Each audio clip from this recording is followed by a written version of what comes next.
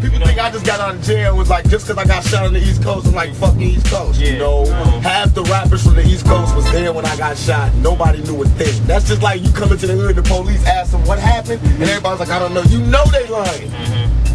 And all I was doing was like, give me my proper etiquette.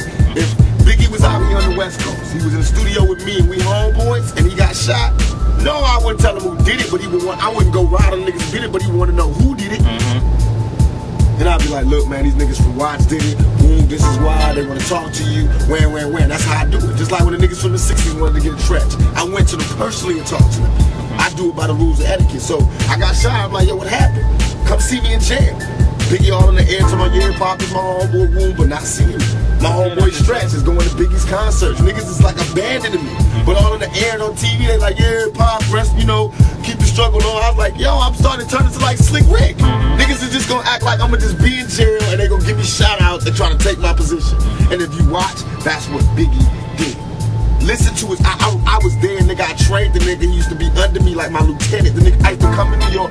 I used to do shows and let the nigga come on before I did Keep Your Head Up and Get Around. Because nobody knew the nigga in New York.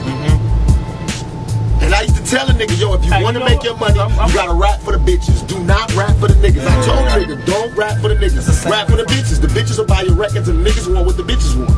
So all of a sudden he changed from being listen to party and bullshit, listen to his style. He changed from that to Big Papa.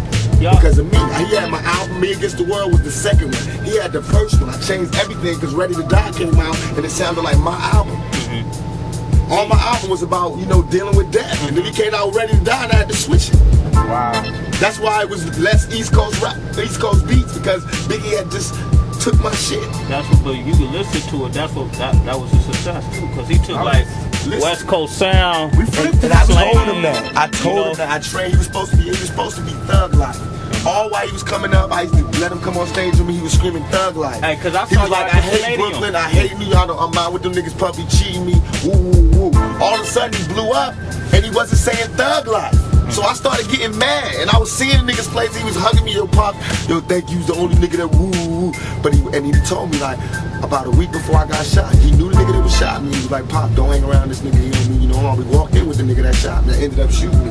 He's like, Pop, don't fuck with this nigga, because I knew the nigga too. He was my Cody fan. And I was like, what you mean? He's like, I'll talk to you about it later. And we didn't talk.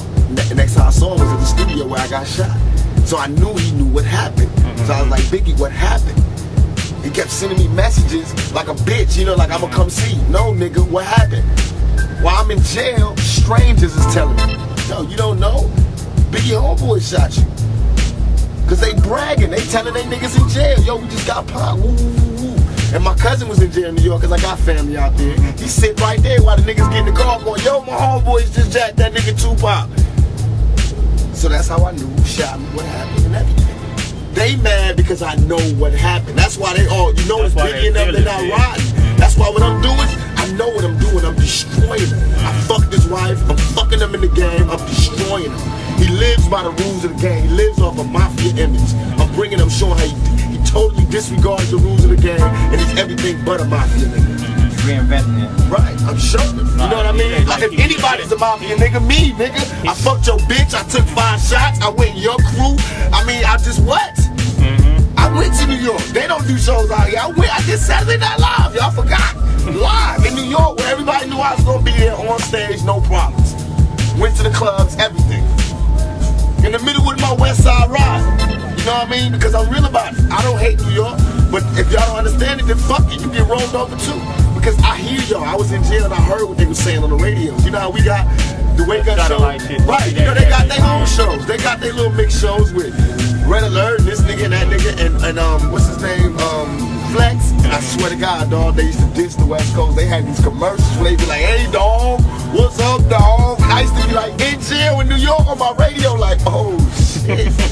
You know how you would feel if you heard your homeboy went home and just clowned you? And I was like, oh, man.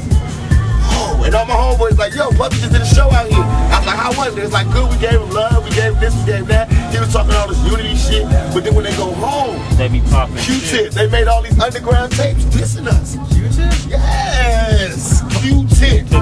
So then when niggas ride back, then they want to talk about the culture and be hip-hop-ish again. But that's not fair. How you gonna be bold? And that's what they all do. They all play badasses. diss me on the air on MTV. OG's dissing? They're not personally just the West Coast. They introduce my people as like California love. The East Side is the best side. Well, I seen them. All them niggas is talking about how much they respect me and love me. See, I hate that. Because I be dead serious. It's one thing when they say that shit XL is talking about. He got a rhyme where you know how you always got these little metaphors. He say, you'll get fucked like Tupac did in jail. Now I'm telling y'all beforehand, off the air, I'm gonna beat this nigga's ass. And everybody's gonna be talking about how wrong I am, how I haven't changed, but what am I supposed to do when a nigga disrespected my manhood like that? See what I mean? It's like I can't get out the game. Just like I'm saying, just like Scarface and that Carlito's way. I want to be legit. We got restaurants coming up with Alanis Morissette, me, Snoop Sugar, and Alanis Morissette open up a restaurant. Alanis is nice. I'm doing a soundtrack, my first soundtrack. I'm the music supervisor for this movie. I'm doing great live. I got Alanis on there, Michelle, Incalacia, whatever her name is. All these alternative stars, no rap. All this shit coming up. But what's gonna reign supreme in '96 and '97 is the ride I'm doing. And it's not even like I feel like I'm doing it for hip hop. All I'm trying to do is get the imposters out. I remember Biggie sleeping on my couch. I remember begging bitches to fuck him. Oh! You feel me? Yeah. So Big Papa don't mean nothing to me. He know it. He know it. That's why he can't fight me. That's why he can't battle me. Yeah. You know what I mean? I can make songs talking exactly about him, and he can't talk about me because he know. I'm the one that used to buy him champagne. All that shit he talking, that was me buying him that. He talking about my lifestyle with his album. Because when he was doing his album, he was broke, nigga. I was having money. The shit he talking about was my life. Thug life. That's what he talking about. All that Junior Mafia, them niggas was young motherfuckers that used to hang around that I used to give money to get on the train to go home at night. Little Caesar and all of them. And Kim and all that. Yeah, so now they rapping against me, and you can imagine how I fucking feel. When I got arrested in New York, I got arrested for Biggie. Them guns in my room was Biggie's guns because them cowards left the room when they heard the police was downstairs, and everybody left their guns in my room. So I got 4 guns in my room. Serial numbers scratched out, and I did not snitch. I took that case. So you can imagine how I feel when I'm in jail for that case, and he out there living a mafia lifestyle, giving me no money, giving me no respect, giving me no tribute. Rolling with my road dog who was there when I got shot. I mean, come on, man. I'm not paranoid.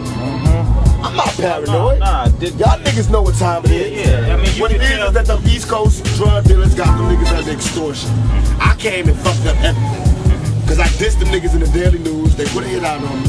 When a nigga tried to rob me, which is all they wanted to do, I knew what they told me. That's what they was telling me. Pop, they was sending me messages through my closest road dog saying, Pop, why did you fight them? They was just coming to take your shit. But I wasn't letting nobody take my shit, and I was strapped that day. That's what I couldn't put in the bar. I had two double Glocks on me. And when I pulled for my shit, that's when I got shot.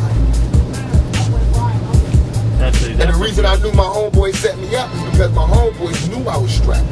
The dudes came straight for me. My homeboys is behind the niggas. Like, they running for swag. My homeboys behind the niggas, and they didn't do nothing. They knew I was strapped. All they had to do was grab the nigga, and I could have bust.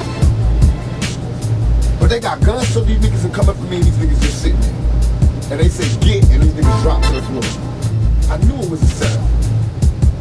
Nobody come downstairs to after them shot. And then after you shot, after you shot, you went up there, they looked at you like you was a ghost? Yo, when I walked upstairs, swag on everything I love, I seen it in their eyes. I can never describe this look until you get shot and you see yourself. Niggas looked at me like this. I walked out the elevator, because I walked out the elevator, I didn't know I was shot in my head or nothing. I wasn't, they said in the vibe interview, I was acting like I was in a movie. What they really trying to say is this nigga is raw.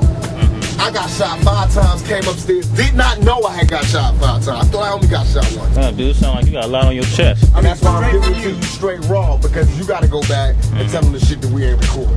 I'm giving you that, you know, not to tell them the specifics, but you know when somebody calls you, go, yo, why did you do this? You know, they go, trust me, we talk to them, we know, blam, blam, blam. Now y'all know, you know what I mean? Just like they niggas on their radio stations know. Because what I was mad at is that we didn't have a radio station like that. Me and Snoop got an okay from 92.3 to start West Side Radio. But I don't want to do it unless it's right. What I really just wanted, I was just proving the point again. We want our radio stations to true to us, true to us. If you want that type of, you better give us some commercials every week. We want new shit like they do on the East Coast.